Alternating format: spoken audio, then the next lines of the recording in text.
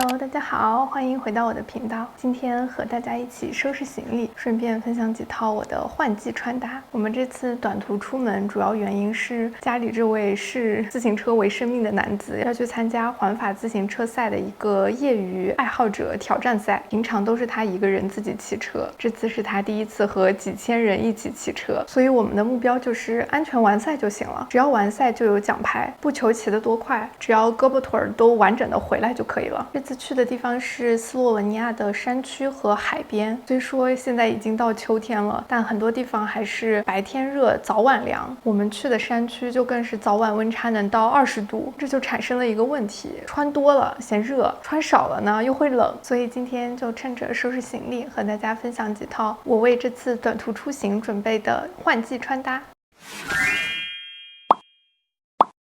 第一套是比赛当天我准备穿去给家里的参赛选手加油的，所以选了一件看上去就有活力的酱红色 T 恤。我平常穿落肩 T 恤比较多，这是我第一次尝试正肩加短款的版型，这也有点太显瘦了吧。搭配的阔腿牛仔裤，建议每一位梨形身材的姐妹都去试试看，它的版型修饰胯宽的能力太强了，而且它的裆足够长，材质足够柔软，即使我做大动作也不容易卡裆，就很适合比赛当天我带着相机跑来跑去。放心，我不会放过任何一个经过的帅哥。早上刚开始比赛比较凉的时候，会在外面披一件条纹针织衫，等天气热起来就直接脱下来系在腰间，就很灵活。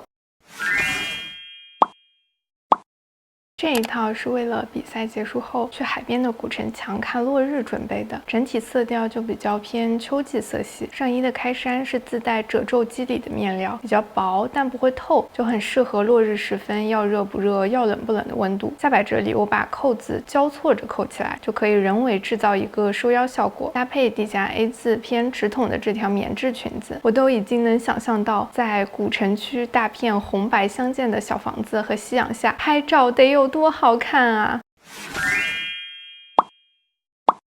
同一件开衫我还准备了一套海边的穿搭，是把它敞开作为开衫，搭在之前连衣裙合集视频里介绍过的波点连衣裙，这套就更复古一点。我准备根据当天的天气决定穿哪套。